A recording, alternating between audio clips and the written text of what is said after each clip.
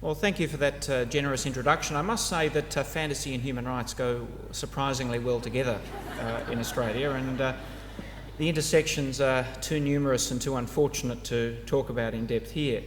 But I will start by saying thank you to the Castan Centre. I've got great admiration for the work of the Castan Centre and Sarah and her team, and it's a great pleasure to be speaking at this conference today on behalf of so many great people who work in the field of human rights. Now, I've been given a broad brief. The High Court, the Constitution and human rights in roughly 20-25 minutes. And what I'm going to try and do is give you a sense of how those issues intersect in a mixed way, partly based upon my practice as a barrister and partly based upon my academic work, to answer the very large question of exactly how does the High Court go about protecting human rights in the absence of human rights law. And that's an issue that exercises me very often in the cases that I'm involved with, and it's an issue that distinguishes Australia quite markedly from how like issues are decided in other countries. Now, of course, if you're in the United States, the United Kingdom, New Zealand, it's simply a basic facet of your legal system that you can expect your top court will decide key issues frequently that bear upon human rights, and they'll apply the First Amendment to the US Constitution, they'll apply the Human Rights Act in the UK, we can point to a legion of statutes and constitutional principles. Now, our High Court is actually very similar. Our High Court, in a similar way, of course, decides many matters that bear upon human rights. And you only need to look at the last year and look at the forthcoming cases to get a very clear sense of that. We've had cases dealing with same-sex marriage, political donations, freedom of speech, compensation for the taking of property. We've got a case coming up on Queensland anti-biking laws. Another case will come up on Victoria's legislation that effectively cements in a prisoner within that system. And also we've had many cases dealing with the treatment of asylum seekers. Now, our High Court is no different in having those type of matters, but where our High Court does differ is in that fundamental respect that the context within which it must decide those matters is different to the top court of every other comparable nation. We're alone in not having anything like a National Bill of Rights or a comprehensive statement of human rights protection, and it means that in many, if not most, of those cases, our High Court must decide upon the human rights, often of vulnerable, disadvantaged, desperate people, without any reference whatsoever to human rights or human rights law. And in fact, I challenge you, go to many of these cases and simply Google the words human rights, search for them, and you will find not one reference to those terms in many of these cases. Sometimes it's exceptional, and certainly when Michael Kirby was on the High Court bench, you're guaranteed for a few results, but you're also guaranteed in the most for a dissenting judgment on his part. So what I want to look at is how the High Court approaches these issues and how, as an advocate or someone interested in human rights, how you can approach these matters in this quite different context. Now, of course, I don't want to start by suggesting Australia has no human rights protection, and it's more complicated than that. We've, of course, got human rights statutes in Victoria here, in the ACT, and many other statutes that are very protective of human rights on an individual basis. We've got racial discrimination acts, privacy statutes, but of course big gaps in this area as well. It's telling, for example, that we have no statute in Australia that provides any general protection for freedom of speech, and that absence is felt in many areas of the law.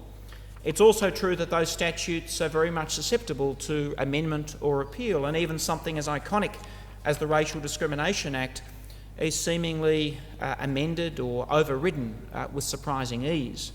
You only need to look, for example, to the debate over the Northern Territory intervention to get a sense of just how easily this can happen. That was a statute or a series of statutes that were introduced in 2007. And I remember getting a call that morning from a member of Parliament asking, well, what was the implications for the Racial Discrimination Act? And I looked it up, and the intervention suspended the Racial Discrimination Act, and I advised on that basis. I went back afterwards to look at Hansard to see how much of a debate there was about this, and in fact on that day in the House of Representatives there was 2 lines of debate in the entire debate about whether it's appropriate to suspend that statute, and indeed that suspension occurred within a matter of a couple of hours on the same day that that legislation was introduced. So we have legislative protection, but it's there until it's removed, and that's why the Constitution often comes to the forefront. It's the last resort, it's the only thing that cannot be easily suspended. But here, of course, as well, it's a bit of a patchwork. We have some rights protection, we've got property rights, we've also got some civil and political rights, but on the civil and political rights side, those rights tend not to be vindicated. Some, such as freedom of religion, have never given rise to a successful claim in the High Court, and others simply are so weak that you don't even seek to invoke them, except as acts of desperation, which unfortunately is all too common in these cases. In other areas, the Constitution is specifically drafted to enable the breaching of human rights, and that's particularly when it comes to the case of Aboriginal people, where we have a Constitution that was drafted simply designed to fail when it comes to their basic human rights. Hence, as it was drafted in 1901, Aboriginal people weren't even to be counted.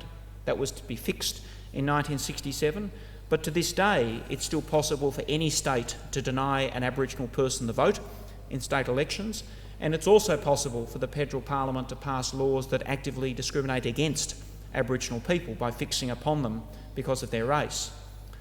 So the job facing the High Court is a system of human rights which in some ways protects human rights, and in other quite fundamental ways, when it comes to issues of race, is predicated upon giving licence to racial discrimination. And this again is an aspect of exceptionalism on our part, and as I've written elsewhere, I'm not aware of any constitution in the world today that still actively permits racial discrimination as a policy of its federal parliament. Well, what does the High Court do in the face of this? Part of what we're seeing at the moment is the development of common law rules, and those common law rules will lead to positive interpretations of statutes where possible, to move those statutes to be human rights compliant to the extent possible. And that's an aspect of the development of a new doctrine of legality, which is all the rage in academic circles and currently in some of the judgments of the High Court. And for example, recently in a case called X7 in the Australian Crime Commission, there the High Court was faced with a question whether a person about to go to trial could be subjected to coercive questioning. And in that case, the High Court said the statute could be interpreted to respect that person's right to silence. So the interpretive presumptions, if you like, got the human rights respecting outcome. But those presumptions only operate in circumstances where statutes are ambiguous, unclear, where there's some wiggle room that the High Court can use. And what we're seeing now is an increasing willingness on the part of our parliaments to be absolutely explicit about the abrogation of human rights. People say there's a political price to be paid for breaching human rights, but it's not very clear to me there is in fact a price in many of these areas. And in fact what we're seeing is political gains being made through actively breaching the human rights of vulnerable people. And hence you can look most obviously to the area of migration and asylum, where rather than parliaments being sheepish about breaching human rights, the Migration Act is absolutely crystal clear about the possibility for indefinite detention, about the possibility of a person having no rights to natural justice, and a range of other basic entitlements being removed. And in those circumstances, there is no work that the High Court can do by way of interpretation or common law presumptions. It's simply a matter of whether the Constitution affords any protection. It's not just in that area. Of course, terrorism law is another good example. We've got control orders which enable a person to lose their liberty, their ability to communicate, and a range of other rights without any finding of guilt on the part of the person, or the possibility that ASIO can have a non-suspect citizen questioned for 24 hours and detained for up to a week. And if that non-suspect refuses to answer questions, perhaps about a family member, that person can be jailed for 5 years.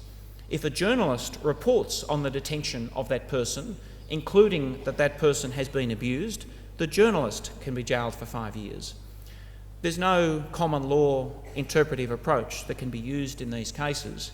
Again, if the Constitution bites, there might be a remedy, but that's all you've got in these circumstances. And that's what I'm going to turn to now. What can the High Court do in these cases that are becoming more prevalent, where the limited statutory rights have no role and the common law affords no protection? Well, there are really three ways I think you can approach these cases in the High Court, that perhaps you can win a case to vindicate human rights in the absence of any apparent human rights protection. The first example is the one that's the most effective, and it's what I would call the coincidental protection of human rights. And essentially, you protect human rights by arguing for the protection of some other interest. You argue, in effect, that there's a federalism issue at stake, that the court's own power is at issue. You vindicate some other systematic interest embedded within the Constitution that simply happens to align accidentally with the human rights concern. It's often the case that federalism disputes resolved in one particular way have the byproduct of respecting human rights. And one famous example of that is the Communist Party case back in 1951, which is often cast as a great civil liberties decision in striking down federal legislation which banned the Communist Party, restricted speech and banned certain people from employment. But again there's no references to civil liberties or human rights in the decision, and that case was won by arguing about the limited scope of Commonwealth power under section 51 of the Constitution. Another recent decision is the Williams decision dealing with the National Schools Chaplaincy Program. In that case, Ron Williams brought the case because he wanted his children to have a non-religious education in a state school. And he felt it was a basic human right that his kids could go to a school without receiving religious chaplaincy programs. Ron Williams argued that the protection of freedom of religion in the Constitution worked in this case, and that argument was unanimously dismissed by the High Court, not surprisingly given how weak that guarantee is. He ultimately won the case by arguing through the arcane nature of federal executive power and the limits of the respective responsibilities of the federal and state tiers of government, and got the result that he was looking for. But it simply showed the ingenuity of the barristers that they were able to get to that result in a way that vindicated those rights without them apparently otherwise playing any role. I think without doubt the most fertile area for advocacy in this area, if you really want to protect human rights, often your best bet is to argue for an interest that aligns with the High Court's own interests. If you like, if you can argue that law in some way fringes the jurisdiction of the High Court's role as the ultimate arbiter of the Constitution, then you've really hit pay dirt when it comes to the protection of human rights. And in one case I was involved in, this essentially was our entire strategy. It was a case called Plaintiff S157. And in that case, federal legislation prevented asylum seekers from having their decisions reviewed in the courts, in circumstances including where those decisions were adverse to their interests and those decisions were flawed. In that case, we made the decision that we would not on any occasion mention human rights. We felt that it would do great damage to our case. We felt the High Court would not see us as entering into terrain that they were prepared to tread, and instead we entirely focused the case on the basis that this was a law that attacked the High Court's ability to hold governments to account by maintaining its jurisdiction over executive action. And it was very effective in that decision. And the High Court upheld its own jurisdiction, and in doing so opened the avenue to this day to continuing ability of asylum seekers to have review of adverse determinations made against them. And so long as the High Court's prepared to uphold its own interests, then coincidentally the asylum seekers will have their rights to review as well. Now, of course, this is the most common strategy, but it comes with enormous limitations, not surprisingly. In many cases, there is no coincidental interest you can argue. It may be, for example, there's quite a direct violation of someone's right to equality on the basis of sex, race or other grounds, but there's no federalism interest involved. It's simply the case, in most instances, you can point to nothing in the Constitution that's going to help you. It's simply the flip side of that old mantra, where there's a right, there's a remedy. Well, if there's no right, there's no remedy. And that's very often the case.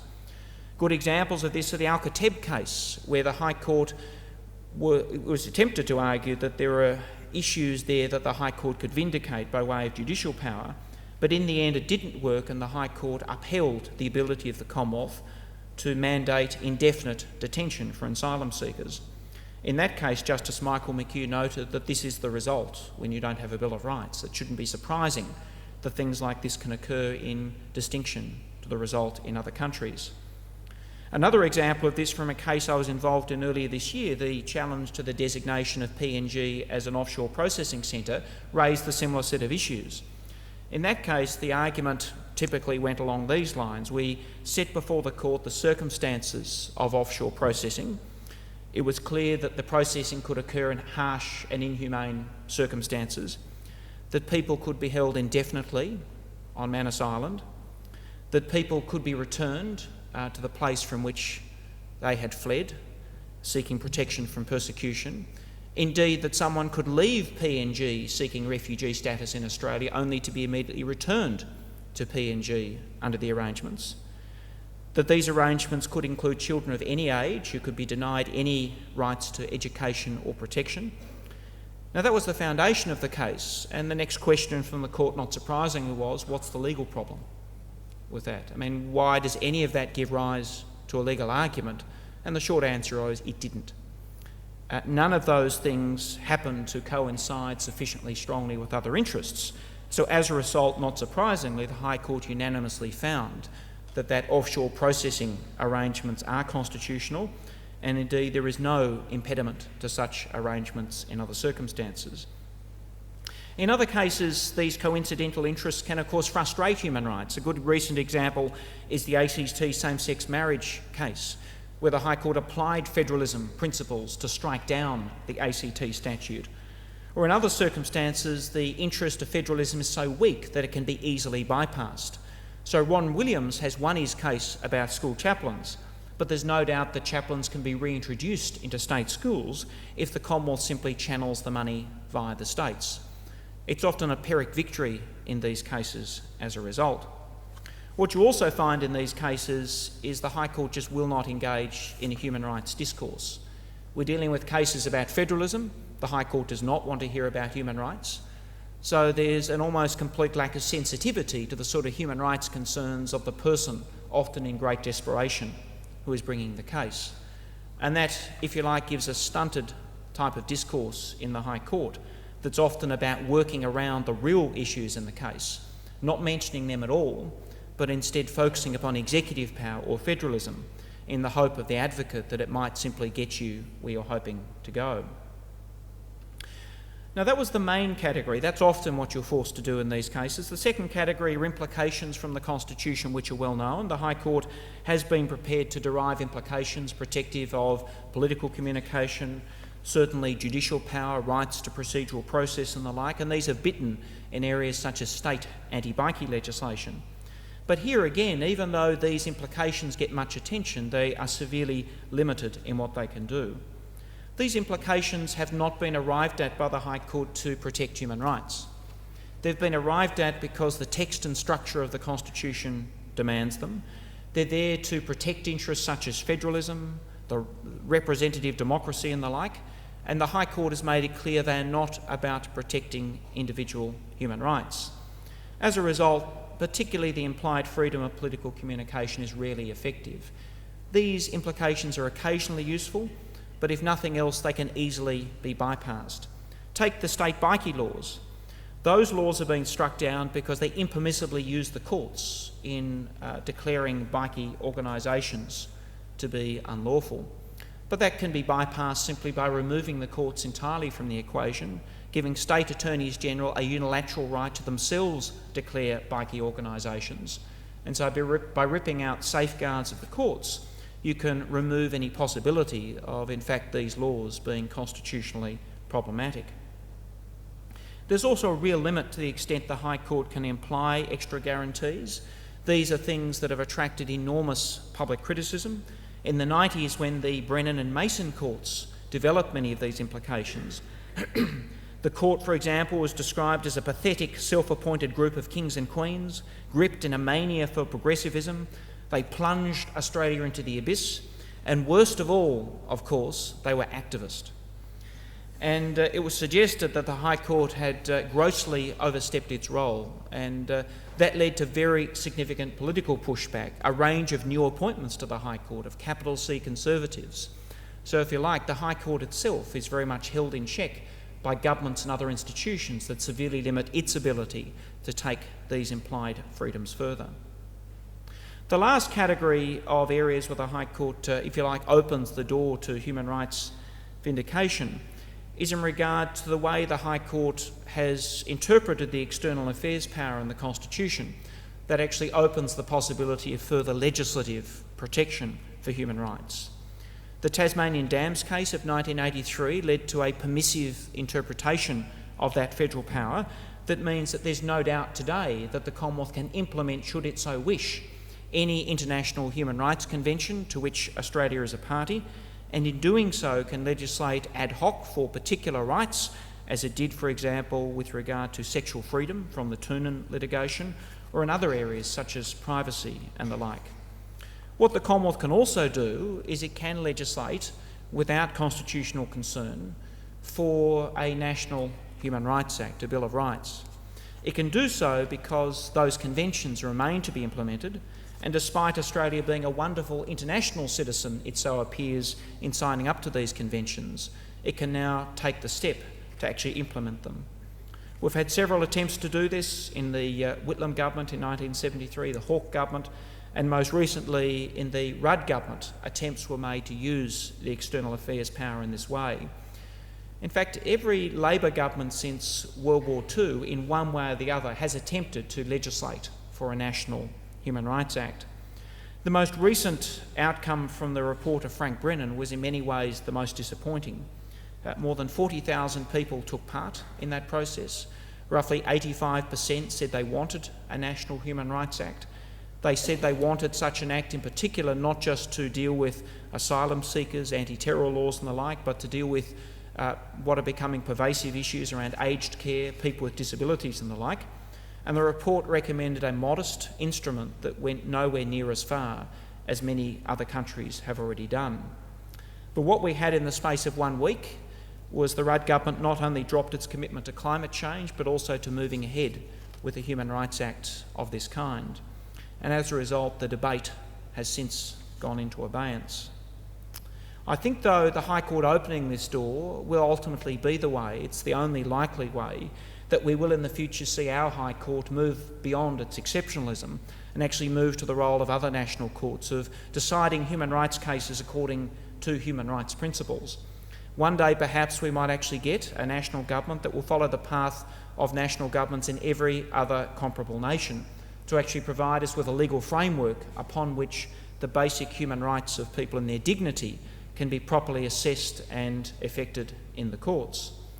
Unfortunately, without that, we're left with this stunted jurisprudence in Australia, a jurisprudence often, frankly, of desperation, of advocates searching for what they can in federalism, judicial power and other areas, or trying to invoke implied rights that are really successful.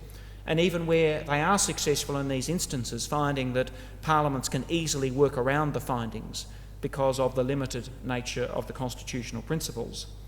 I'd simply hope perhaps that one day we will move beyond that in Australia, and we'll move beyond the system of there being no right and no remedy to actually having a system where the basic human rights of people are treated with the respect that they deserve. Thank you.